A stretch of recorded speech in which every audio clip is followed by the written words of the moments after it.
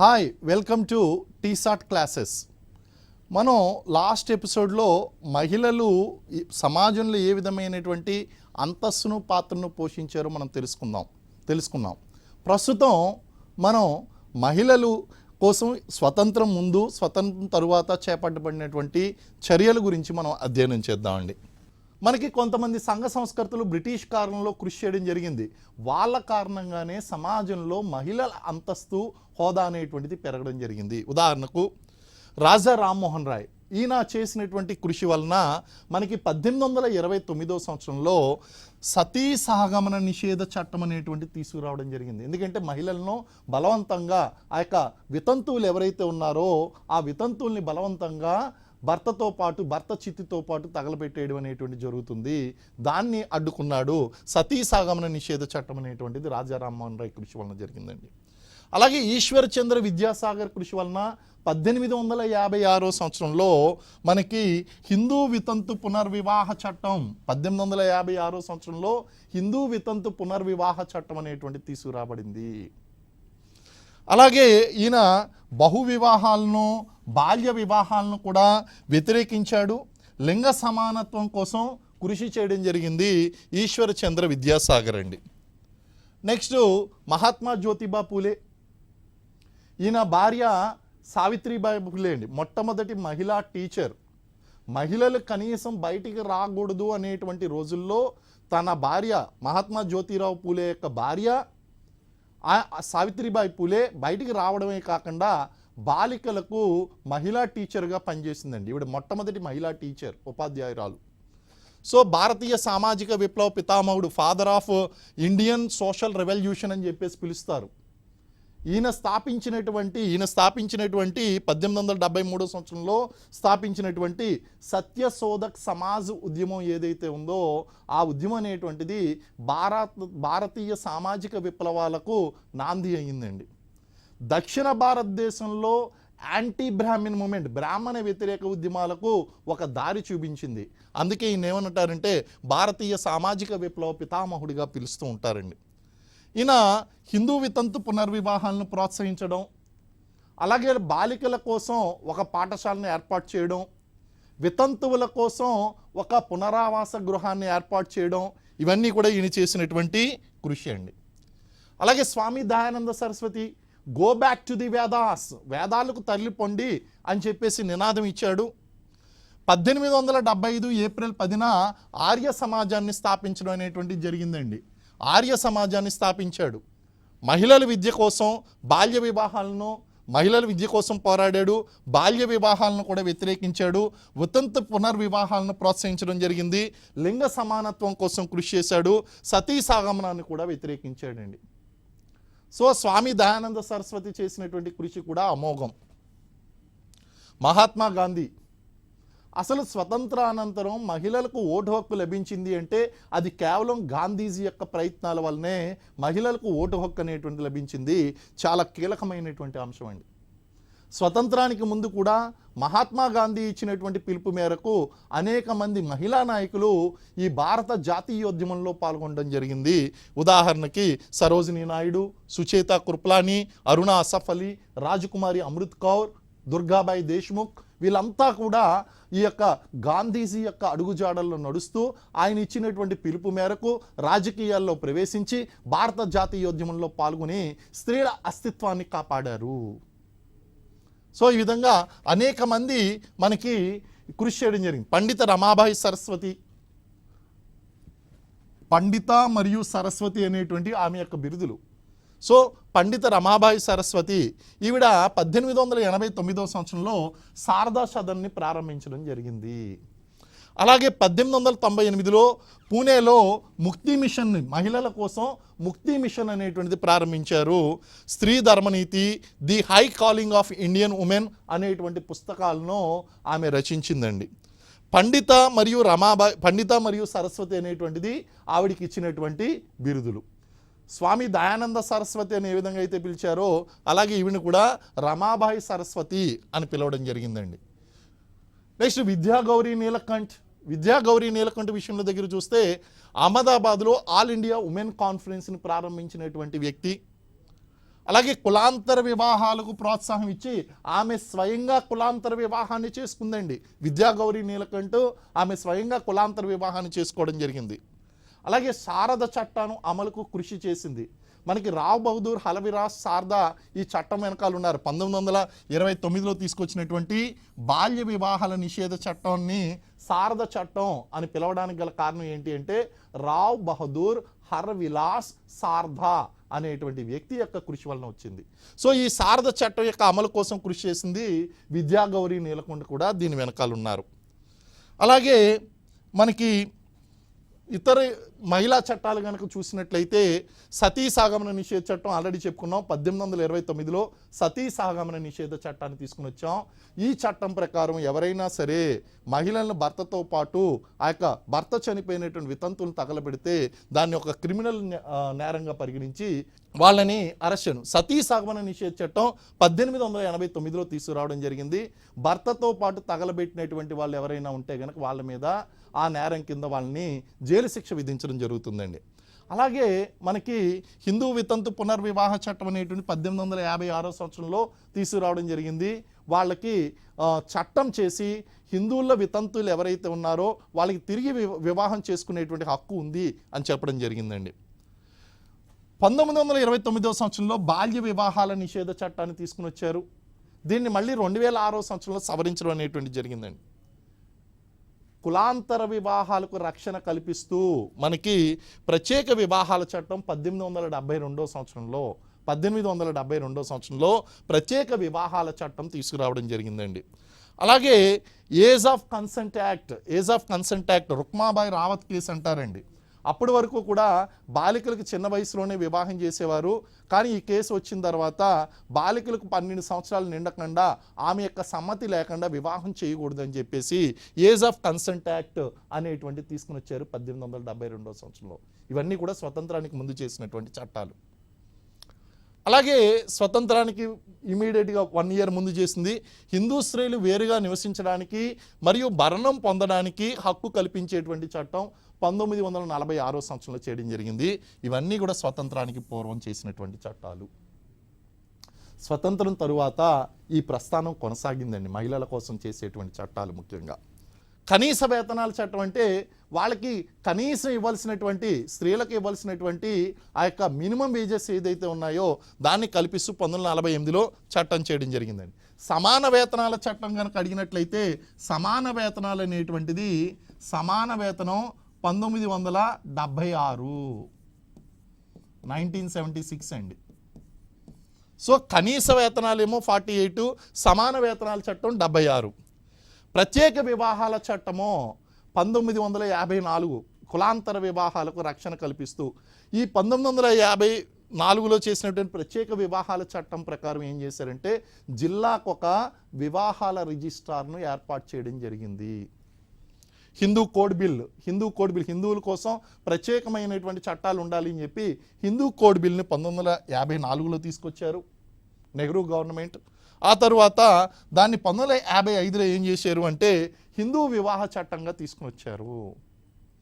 అంటే ఇప్పుడు అప్పుడు దాకా ఉన్నటువంటి కామన్ లాస్ అన్నీ కూడా ఇప్పుడు హిందువుల కోసం హిందూ కోడ్ బిల్ ద్వారా హిందూ వివాహ చట్టాన్ని తీసుకుని వచ్చారు.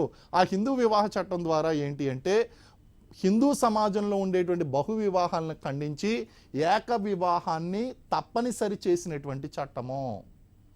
మోనోగమీస్ కంపల్సరీ హిందూ వివాహ చట్టం అనేటువంటిది హిందువుల్లో ఏక వివాహాన్ని తప్పనిసరి చేసింది. నెక్స్ట్ హిందూ వారసత్వ చట్టాన్ని 1956లో తీసుకొచ్చారు. పురుషులతో పాటు స్త్రీలకు కూడా వారసత్వపు హక్కులను కలగజేస్తూ 1956లో హిందూ సక్సెషన్ యాక్ట్ హిందూ వారసత్వ చట్టం అనేటువంటిది చేయడం జరిగింది. మహిళలు అక్రమంగా తరలించబడుతున్నారు.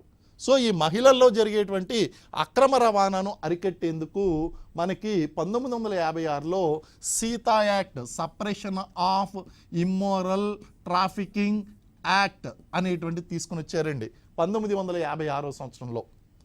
అలాగే ఈ దత్తతకు సంబంధించినటువంటి పోషణకు సంబంధించినటువంటి అంశాలను తీసుకొస్తూ అక్కడ హిందూ దత్తత మరియు పోషణ చట్టం 1956లోనే తీసుకొచ్చారు. ఈ 56లో తీసుకొచ్చినటువంటి హిందూ దత్తత మరియు పోషణ చట్టం ప్రకారం ఎవరిని దత్తత తీసుకోవాలి, ఎటువంటి సందర్భంలో దత్తత తీసుకోవాలనేటువంటి విషయంలో కొన్ని నియమాలను చెప్పడం జరిగింది. ఒంటరి పురుషుడు ఆడపిల్లల్ని దత్తత తీసుకోకూడదు. దత్తత తీసుకునేటువంటి వారి యొక్క వయసు 16 సంవత్సరాల కంటే తక్కువ వయసు ఉండాలి. ఇలాంటి కొన్ని అంశాలు. అలాగే భార్య యొక్క అనుమతి లేకుండా భర్త పిల్లల్ని దత్తత తీసుకోకూడదు. ఇలాంటి కొన్ని అంశాలు పొందుపరచడం జరిగిందండి. నెక్స్ట్ వరకట్న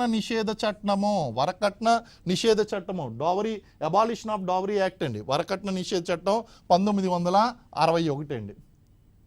జూలై 1, 1961 రోజున దీన్ని ఇంప్లిమెంటేషన్లో తీసుకురావడం జరిగింది. ఈ చట్టం ప్రకారము ఎవరైనా సరే కట్నం తీసుకున్నట్లయితే నేరంగా పరిగణించడం జరుగుతుంది. అదేవిధంగా ప్రసూతి సౌకర్యాల చట్టం మెటర్నిటీ బెనిఫిట్స్ యాక్ట్ 1961 అండి. 1961లో మెటర్నిటీ బెనిఫిట్ యాక్ట్స్ అనేటువంటి తీసుకురావడం జరిగింది. ఈ చట్టం ప్రకారం ఏంటి అంటే వాళ్ళకి 3 నెలల వేతనంతో కూడినటువంటి 12 వారాల వేతనంతో కూడినటువంటి సెలవులు ఇచ్చేవారు ఎవరైతే గర్భిణీ స్త్రీలు ఉన్నారో. అయితే దాన్ని సవరణ చేసి 2016లో దాన్ని ఏం చేశారంటే 6 నెలలు అంటే 24 వారాల పాటు ఆ యొక్క వేతనంతో కూడినటువంటి సెలవులను పొడిగించడం జరిగింది. Maternity benefits act 1961. ఇవన్నీ మహిళల కోసం చేసినటువంటి చట్టాలు. అలాగే లింగ ఎంపిక అనేటువంటి జరుగుతుంది, లేదా గర్భ విచ్ఛిత్తి జరుగుతుంది. లింగ ఎంపిక కారణంగా గర్భ విచ్ఛిత్తి చేయించకుండా ఉండడం కోసం ఏం చేశారంటే MTP act, medical termination of pregnancy act, అంటే గర్భ విచ్ఛిత్తి చట్టము అనేటువంటిది 1971లో తీసుకురావడం జరిగింది. ఇందులో నియమాలు పెట్టారు. తల్లికి కానీ బిడ్డకు కానీ ప్రాణానికి ప్రమాదం ఉన్నప్పుడు, లేదా ఏదైనా ప్రత్యేక సందర్భాల్లో కోర్టు అనుమతి ఇచ్చినప్పుడు అర్హత కలిగినటువంటి ఎంబీబీఎస్ డాక్టర్ ద్వారా మాత్రమే ఈ గర్భ విచ్ఛిత్తి అనేటువంటి జరగాలి అని చెప్పి కొన్ని నియమాలు తీసుకురావడం జరిగిందండి.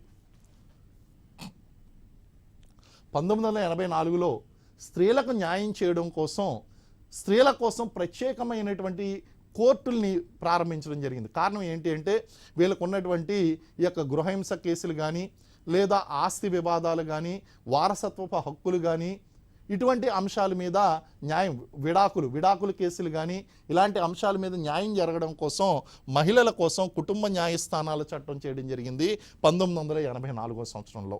జిల్లాకు ఒక కుటుంబ న్యాయస్థానాన్ని ఏర్పాటు చేశారు. అలాగే మహిళల పట్ల అమర్యాదపూర్వక వర్ణన చేయడం నిషేధిస్తూ 1986లో indecent projection of women act అనేటువంటిది చేయడం జరిగింది. కారణం ఏంటి అంటే అప్పుడే ఈ వాణిజ్య సంస్కృతి అనేటువంటిది అభివృద్ధి చెందుతుంది. ప్రతి చిన్న విషయాన్ని మహిళలను అసభ్యంగా చూపించడం, తద్వారా ఆ యొక్క ప్రోడక్ట్స్ని అమ్మడం, లేదా చలనచిత్రాలు కానీ లేదా వివిధ చిత్రాల్లో మహిళలను అసభ్యంగా చూపించడం, అసభ్యంగా వర్ణించడం, ఇవన్నీ చేస్తూ ఉంటే దానికి కట్టడి చేయడం కోసం ఒక చట్టాన్ని తీసుకుని వచ్చారు. మహిళల అమర్యాదపూర్వక వర్ణన నిషేధ చట్టము 1986లో తీసుకొచ్చారు. అలాగే 73, 74 రాజ్యాంగ సవరణలు చేసి రాజ్యాంగ సవరణ చట్టం 1992లో చేయడం జరిగింది. ఈ స్థానిక స్వపరిపాలనా సంస్థల్లో మహిళలకు 33% రిజర్వేషన్ అనేటువంటిది ఇవ్వడం జరిగిందండి. దీన్ని ఆంధ్ర తెలంగాణలతో కలిపి, తెలంగాణ రాష్ట్రం ఆంధ్ర రాష్ట్రంతో కలిపి దాదాపు అన్ని రాష్ట్రాల్లోనూ ఈ యొక్క స్థానిక సంస్థల్లో మహిళలకు ఉన్నటువంటి రిజర్వేషన్ని 50% పెంచడం అనేటువంటిది కనిపిస్తుంది. అలాగే 2005లో మహిళలకు ఒక అద్భుతమైనటువంటి చట్టం తీసుకొచ్చారు. The protection of women from domestic violence, గృహహింస నిరోధక చట్టము. ఈ చట్టం ద్వారా మహిళలకు 4 రకాలైనటువంటి హింసల నుంచి రక్షణ కల్పిస్తుందండి. భౌతిక హింస, మానసిక హింస, ఆర్థిక హింస, లైంగిక హింస అని 4 రకాల హింసల నుంచి మహిళలను కాపాడడం అనేటువంటి జరుగుతుంది. గృహంలో నివసించేటువంటి ఏ మహిళకైనా సరే ఈ చట్టం వర్తిస్తుంది. 2005 సంవత్సరంలో ఈ యొక్క the protection of women from domestic violence act అనేటువంటి తీసుకురావడం జరిగిందండి. అలాగే బాల్య వివాహ చట్టానికి 1929లో తీసుకొచ్చినటువంటి చట్టానికి సవరణ చేస్తూ 2006లో మళ్ళీ బాల్య వివాహాల నిషేధ చట్టం అనేటువంటి చేయడం జరిగింది. చిన్నపిల్లలపై విపరీతంగా నేరాలు జరుగుతున్నాయండి. అయితే దీనికి కట్టడి చేయడం కోసం 2012 సంవత్సరంలో పోక్సో చట్టం అనేటువంటి తీసుకుని వచ్చారు. Prevention of child sexual offences, చిన్న పిల్లలపై లైంగిక నేరాలను నిరోధించేటువంటి చట్టాన్ని తీసుకుని వచ్చారు. దీన్నే పోక్సో చట్టంగా పేర్కొనడం జరుగుతుంది. సో 2012లో ఈ చట్టాన్ని తీసుకుని వచ్చారండి. అలాగే నిర్భయ చట్టం, ఎప్పుడైతే 2012 డిసెంబర్ నెలలో నిర్భయ సంఘటన జరిగిందో అక్కడ జస్టిస్ జేఎస్ వర్మ కమిషన్ ఏం చేసింది అంటే ఆ క్రిమినల్ లాలో ఉన్నటువంటి లోపాలను సవరిస్తూ ఒక అమెండ్మెంట్ చట్టాన్ని తీసుకుని వచ్చింది. దీన్నే క్రిమినల్ లా అమెండ్మెంట్ చట్టం అని కానీ, నేర న్యాయ సవరణ చట్టం అని కానీ, లేదా నిర్భయ చట్టం అని కానీ పిలుస్తారు. 2012లో ఇన్సిడెంట్ జరిగింది, 2013లో చట్టం తీసుకురావడం జరిగిందండి. అలాగే పని ప్రదేశాల్లో అంటే 90లకు ముందు మహిళల పరిస్థితి వేరు, 90ల తర్వాత మహిళల పరిస్థితి వేరు. ఎప్పుడైతే మల్టీనేషనల్ కంపెనీస్ అనేటువంటివి వచ్చాయో, అమెరికా టైమింగ్స్లో మన భారతదేశంలో ఈ knowledge processing companies, business out sourcing processing companies, ఈ ఐటీ కంపెనీలు ఇవి పనిచేయడం మొదలుపెట్టాయో, 24/7 పనిచేయడం మొదలుపెట్టాయో, మహిళల కార్యాలయాల్లో అత్యధిక సమయం వాళ్ళు గడుపుతున్నారండి. గృహాలకే పరిమితమైనటువంటి ఈ హింస కార్యాలయాలకు కూడా ప్రవేశించింది. కాబట్టి కార్యాలయాల్లో మహిళలను లైంగికంగా వేధించడం నుంచి కాపాడడం కోసం prevention of sexual harassment act, posh act అనేటువంటి తీసుకుని వచ్చారు. దీన్ని 2013 సంవత్సరంలో తీసుకుని వచ్చారండి. దీని ప్రకారం ప్రతి కార్యాలయంలో కూడా షీ బాక్సెస్ అనేటువంటి ఏర్పాటు చేయాలి, కంప్లైంట్ బాక్సెస్. అలాగే ఆ విధంగా వచ్చినటువంటి కంప్లైంట్ని ఒక నియమిత కాలంలో దాన్ని విచారణ చేయాలి. విచారణ చేసిన తర్వాత ఆ వచ్చినటువంటి అవుట్కమ్ ఏదైతే ఉంటుందో, ఆ యొక్క రిపోర్ట్ ఏదైతే ఉంటుందో ఆ రిపోర్ట్ని 90 రోజుల్లోగా ఇంప్లిమెంట్ చేయాలి. అదేవిధంగా ఈ చట్టం ప్రకారం ప్రతి కార్యాలయంలో కూడా పాష్ కమిటీ, లైంగిక వేధింపుల ఫిర్యాదుల కమిటీ అనేటువంటిది ఏర్పాటు చేయాలి. ఇవన్నీ కూడా ఈ చట్టం ప్రకారం చేయడం జరిగిందండి. అలాగే లేటెస్ట్గా కనుక చూస్తే చట్టసభల్లో మహిళలకు 33% రిజర్వేషన్ ఇవ్వడం కోసం 33% రిజర్వేషన్లు ఇవ్వడం కోసం ఈ యొక్క 2023లో మహిళా రిజర్వేషన్ చట్టం అనేటువంటి తీసుకురావడం జరిగింది. ఇది 2023 అండి. ఇది సవరణ బిల్లు ఏది అంటే 108వ రాజ్యాంగ సవరణ బిల్లు.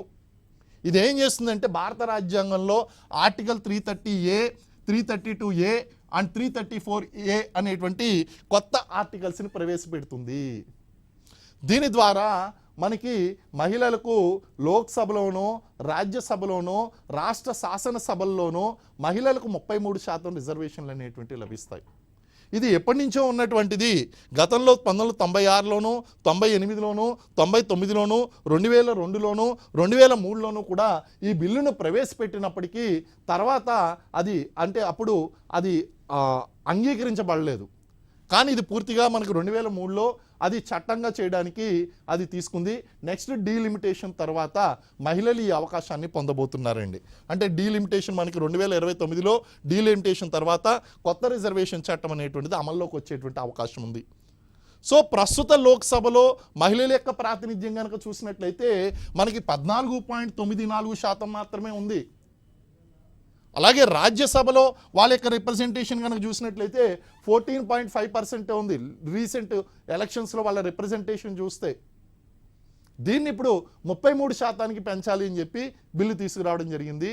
ఎప్పుడైతే మహిళలు రాజకీయంగా సాధికారత సాధిస్తారో ఆటోమేటిక్గా వాళ్ళు సాధికారత ఎంపవర్మెంట్ అనేటువంటి దిశగా అడుగులు వేస్తారండి. నెక్స్ట్ మనకి లింగ సమానత్వం అనేటువంటిది ఏ విధంగా ఉంది అనేటువంటి దాని మీద కాంపిటేటివ్ ఎగ్జామ్స్లో మీకు క్వశ్చన్ వచ్చేటువంటి అవకాశం ఉంటుందండి. Global gender gap index 2023 report కనుక మనం చూసినట్లయితే ఈ రిపోర్ట్ 2024లో వెలువడింది. మొత్తం 146 దేశాలు ఇందులో పాల్గొన్నాయి. ఇందులో భారతదేశం యొక్క ర్యాంకింగ్ 129 ఇంపార్టెంట్. అలాగే 2022లో మనం చూసినట్లయితే 108వ స్థానంలో ఉంది. 2021లో 122వ స్థానంలో ఉంది. ఇవన్నీ కూడా భారత యొక్క స్థానాలండి. అదేవిధంగా మనకి ఎస్డిజి గోల్స్ ఉన్నాయండి. ఈ ఎస్డిజి గోల్స్ కనుక మనం చూసినట్లయితే ఎస్డిజి గోల్స్లో గోల్ నెంబర్ 5 లింగ సమానత్వం గురించి సూచిస్తుంది. ఇది కూడా మీకు సాధారణంగా ఎగ్జామ్స్లో వచ్చేటువంటి క్వశ్చన్. లింగ వ్యత్యాస సూచికలు అనేటువంటిది యుఎన్డిపి దేని ప్రాతిపాదికన సూచిస్తుంది అంటే స్త్రీల ఆర్థిక భాగస్వామ్యము మరియు అవకాశాలు, విద్యా విజయాలు, ఆరోగ్యము, రాజకీయ సాధికారత. ఎప్పుడైతే మనకు కేవలం 14.4%, 14.5% మాత్రమే మనకి ఈ రిప్రజెంటేషన్ అనేటువంటిది ఉందో, అప్పుడు ఆటోమేటిక్గా ఈ యొక్క లింగ వ్యత్యాస సూచిక అనేటువంటిది చాలా తక్కువ స్థానంలోకి మనకు వచ్చేసామండి. కాబట్టి వీటిని ఆధారంగా చేసుకుని మనకి ఈ యొక్క జెండర్ గ్యాప్ ఇండెక్స్ అనేటువంటిది, ర్యాంకింగ్ అనేటువంటిది ఇవ్వడం జరుగుతుంది. సో వివిధ మతాల్లో స్త్రీల అంతస్తు కనుక మనం చూసినట్లయితే ఇస్లాం మతం కూడా మహిళలకు మంచి అంతస్తు ఇచ్చింది. కానీ ఇస్లాం మతంలో ఉండేటువంటి బహుభార్యత్వము, బుర్కా వేసుకునేటువంటి సాంప్రదాయము, ఇలాంటివన్నీ కూడా నికా హలాల్ సాంప్రదాయము, ఇవన్నీ కూడా ఇస్లాం మతంలో మహిళల్ని ఇబ్బంది పెడుతున్నటువంటి అంశాలు. అందుగురించే మనకి ఈ యొక్క ట్రిపుల్ తలాక్ ఏదైతే ఉందో, ముమ్మార్ తలాక్ ఏదైతే ఉందో దాన్ని రద్దు చేయడం జరిగింది. తలాక్ను రద్దు చేయలేదు, ముమ్మార్ తలాక్ను మాత్రమే రద్దు చేశారు. అంటే వెంటనే చెప్పేటువంటి తలాక్లు, దాన్ని రద్దు చేయడం జరిగిందండి. అయితే ఇస్లాం మతంలో కూడా కొన్ని మంచి విషయాలు ఉన్నాయి మహిళలకు. కారణం ఏంటి అంటే వాళ్ళకి ఇచ్చేటువంటి ఆ భరణం ఏదైతే ఉందో మెహర్ అంటారు. దాన్ని ఏమంటారు? మెహర్ అంటారు. ఇది ఏ మతంలోనూ కూడా లేదండి. నెక్స్ట్ క్రైస్తవ మతం మహిళలకు సమాన అవకాశాలు ఇచ్చిందండి. హైలీ ఎడ్యుకేటెడ్ ఉమెన్ ఏ మతంలో ఉన్నారు అంటే క్రైస్తవ మతంలో ఉన్నారు. మహిళలకు స్వేచ్ఛను ఎక్కువగా ఇచ్చినటువంటి మతం ఏది అంటే క్రైస్తవ మతం. అలాగే బౌద్ధ జైన మతాలు ఈక్వాలిటీ ఇచ్చాయి అని మనం చెప్పుకున్నాం. అలాగే సిక్కు మతం కనుక చూసినట్లయితే సిక్కు మతం కూడా మహిళలకు మంచి అవకాశాలు ఇచ్చినాయండి. కర్మకాండల్లో పాల్గొనేటువంటి అవకాశం, పురుషులతో పాటు స్త్రీలు కూడా కర్మకాండల్లో పాల్గొనవచ్చు, మత పెద్దలుగా ఉండొచ్చు, కుటుంబ పెద్దగా కొనసాగవచ్చు. ఇలాంటి అవకాశాలన్నీ కూడా మహిళలకు ఇచ్చినప్పటికీ వాళ్ళ సమాజంలో కూడా సిక్కు సమాజంలో కూడా వరకట్న సమస్య అనేటువంటిది ఉంది. సతీ సాగమనం అనేటువంటిది వాళ్ళు కూడా కొంతకాలం కొనసాగించారు. దీంతోపాటు వితంతు పునర్వివాహం మీద ఆంక్షలు అనేటువంటివి కనిపించాయి. ఇవన్నీ కూడా ట్రెడిషనల్ సిక్ సొసైటీలో ఉన్నటువంటి సమస్యలు. నెక్స్ట్ జొరాస్ట్రియన్ మతం, పార్సీలు చూస్తే ఇటు హిందూ సాంప్రదాయాలు అటు ముస్లిం సాంప్రదాయాలు రెండు కూడా తీసుకుని వచ్చారు. పార్సీలని ఎందుకన్నారంటే పర్షియా నుంచి వచ్చారు కాబట్టి పార్సీలు అన్నారు. వీళ్ళు కూడా అనుభవించినటువంటి సమస్యలు ఏంటంటే బాల్య వివాహాలు ఉన్నాయి, వరకట్న సమస్య ఉంది, వితంతు పునర్వివాహాల మీద ఆంక్షలు ఉన్నాయి, స్త్రీ విద్యకు నిరాకరణ ఉంది. ఇవన్నీ కూడా వీళ్ళ సమాజంలో ఉన్నటువంటి మహిళలు అనుభవిస్తున్నటువంటి సమస్యలండి. సో వీళ్ళ సమాజంలో కూడా కుర్సెంజీ, మెకంజీ, దాదాబాయి నౌరోజీ మొదలైనటువంటి సంఘ సంస్కృతుల యొక్క కృషి వలన ప్రస్తుతం వాళ్ళ యొక్క అంతస్తు అనేటువంటిది అభివృద్ధి చెందింది.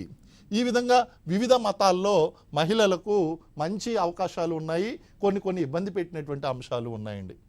మహిళలకు సంబంధించినటువంటి 2011 జనాభా లెక్కలు కనుక మనం తీసుకున్నట్లయితే భారతదేశంలో అంటే ప్రస్తుతం మీరు 2011 జనాభా లెక్కలే మీరు చూసుకోవచ్చు.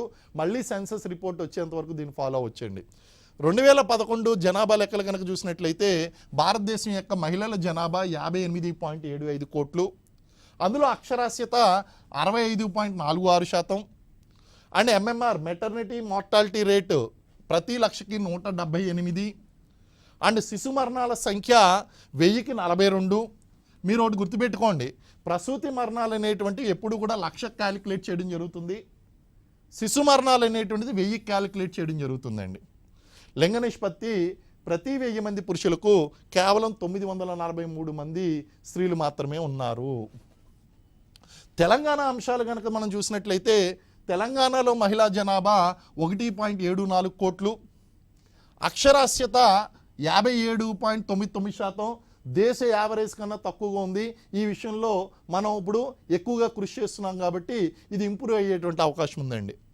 లింగ నిష్పత్తి కనుక చూసినట్లయితే ప్రతి 1000కి 988 మహిళలు ఉన్నారు. అంటే దేశ యావరేజ్ మీద తెలంగాణ యావరేజ్ బాగుంది అని అర్థం చేసుకోవాలండి. ప్రసూతి మరణాలు కూడా నేషనల్ యావరేజ్ మీద మనం మెరుగైనటువంటి స్థితిలోనే ఉన్నాం. 1,92 మరణాలు సంభవిస్తున్నాయి. శిశు మరణాలు కూడా నేషనల్ యావరేజ్ మీద తక్కువే ఉంది. శిశు మరణాలు 1000కి 39 సంభవిస్తున్నాయి. ఇవి తెలంగాణ పరంగా 2011లో ఉన్నటువంటి మహిళలకు సంబంధించినటువంటి కొంత ఇంపార్టెంట్ డేటా.